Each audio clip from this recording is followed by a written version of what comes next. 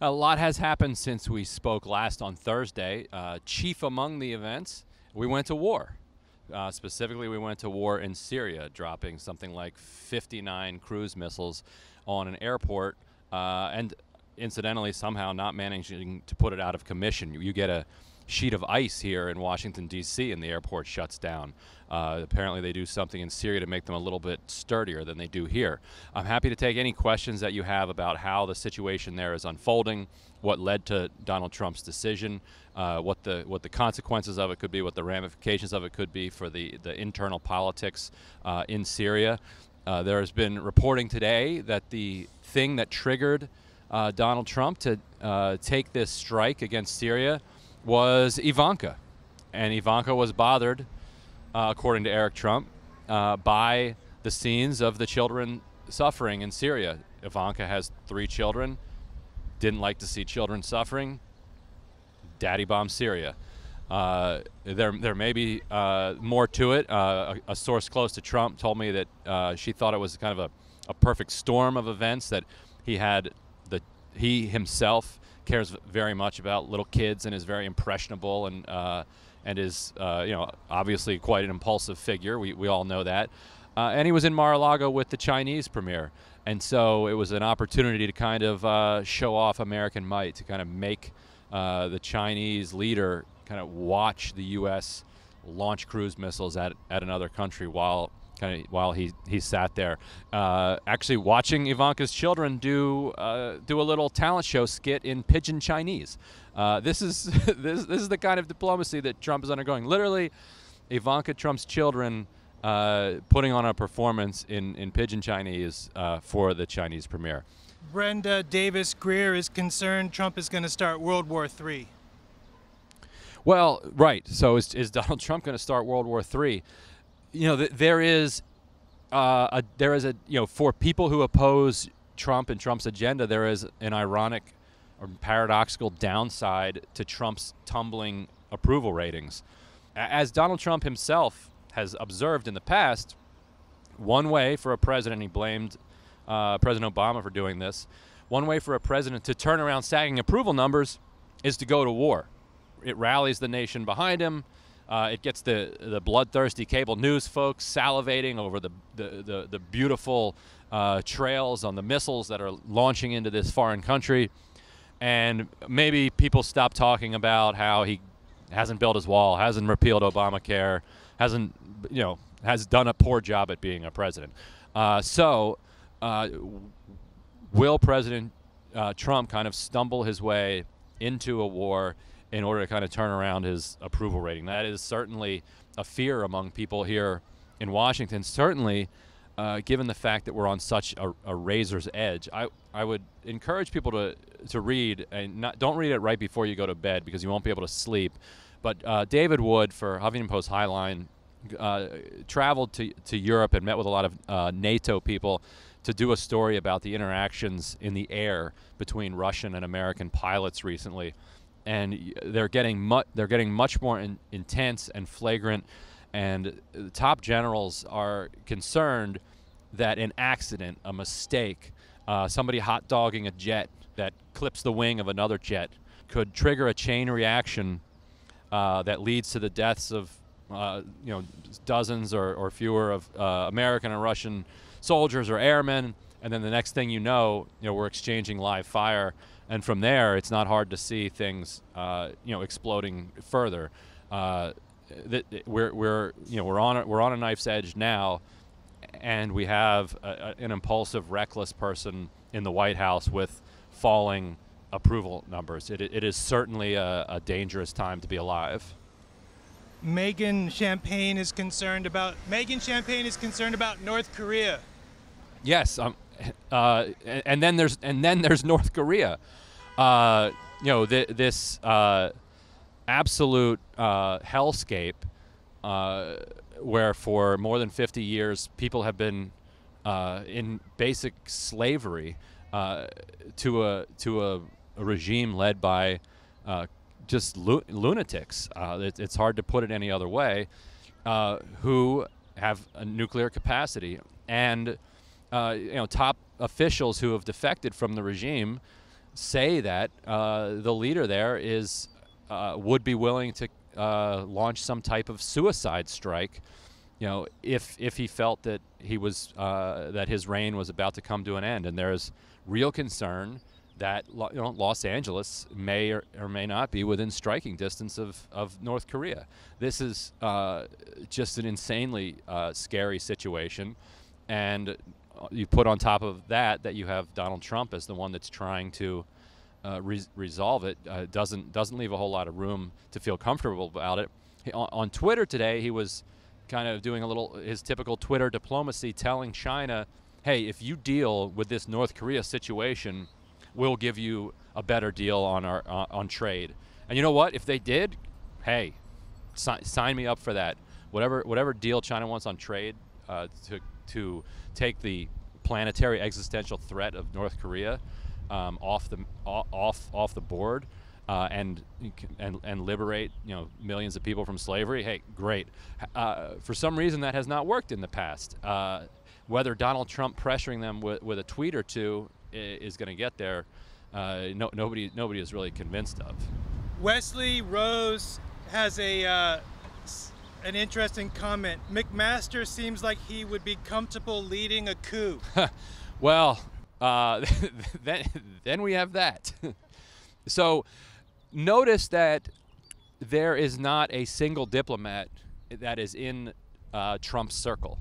So Rex Tillerson would be the closest thing that you have to a diplomat. He is technically Secretary of State. He has no diplomatic experience, but he has done plenty of negotiating with nation states as the former head of Exxon. But he's not even in the inner circle. He's not invited into the meetings where they're talking about making foreign policy, and he's the Secretary of State. Of the people who are around Trump, none of them are diplomats. They are all either military figures. Most of them are military figures, and the ones who are not are either political hacks or members of Trump's family. And it does raise questions about the stability of a civilian government, for sure. And separately, just imagine the fact. Just imagine if Hillary Clinton had become president and she made her senior aide Chelsea Clinton and gave the top portfolio on all of these different issues to this guy Mark Mezvinsky, who's Chelsea Clinton's husband, who was a failed kind of hedge fund stooge, which is more or less Jared Kushner's background. The idea that Clinton would have contemplated that or gotten away with it is kind of beyond the pale. And here we have Trump with the only basically non-military, non-hackish people around him are members of his family.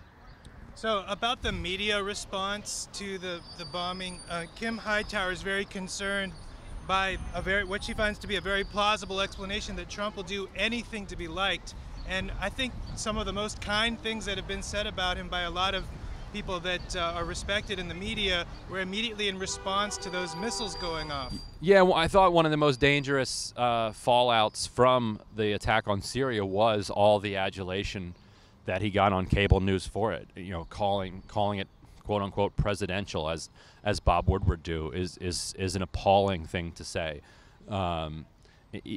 So yeah, I think that is very true. Now the good news is that despite all of that fawning that cable news did over the attack, the first poll that came out that we did actually found 51% approval for it. So that's a majority, but it's nowhere near the kinds of levels of support that you saw for war and military adventures in the early 2000s, or even beyond that. So the blowback that the cable news commentators got for their fawning coverage hopefully has resonated with them and might curb some of that, if and when the next strikes are launched, because I assume he'll want to launch new ones, because now he's being made fun of for the fact that none of the missiles, the missiles didn't destroy even the airport that he attacked. This really reminds me of the conversations I had on the campaign trail with Trump supporters. I mean, I would ask them, do you think he has poise? Do you think he has self-confidence? And they're like, no, he's very insecure. He's not very poised. I'm like, well, I mean, wouldn't you want the commander-in-chief to derive confidence from an inner source rather than something like praise for missile launchings. Yeah, exactly. It is the thing that I think scared people the very most about a Trump presidency, is this very deep level insecurity that he has, combined with a rage that lashes out, combined with whatever daddy issues he's got going on, and in a need to kind of seek posthumous approval, and to prove everybody wrong that he has felt has wronged him. It's middle of the afternoon, and he probably feels like he's been wronged, dozens of times already just today. And this is now the person who has the most powerful military in the world at his disposal. And now that he has used it, we'll see what happens next.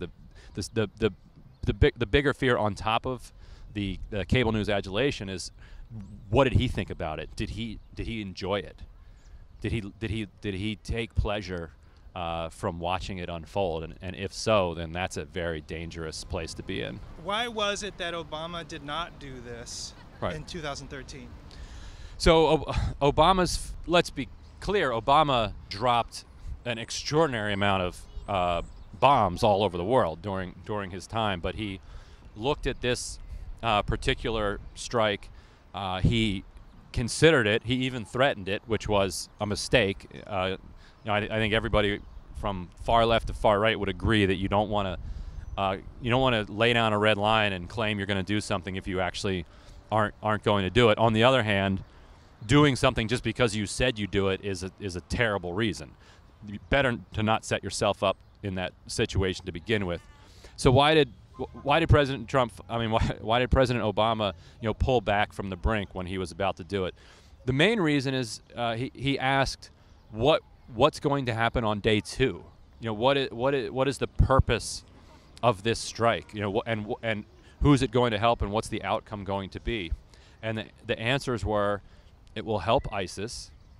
It will help other extremist factions in Syria.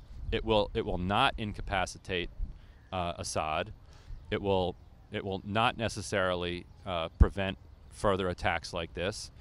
It will inflame the situation with Hezbollah, with Iran, and most importantly with Russia, and it will derail the international peace talks that they wanted to try to see get to a place to find a political resolution to a dispute that can only be ended politically, because none of the powers that are in Syria now have the capacity to conquer, clear, and hold the entire country. So if that's the case, then by definition, military intervention only causes problems. And so that's why the president also decided that if he was going to do this, he needed congressional authority, and he took it to Congress, and Congress wasn't going to give it to him. Didn't he know that they wouldn't? It wasn't clear. If you're a betting man, the safe bet for a vote on war in Congress is that Congress will vote yes on war. But with the black president.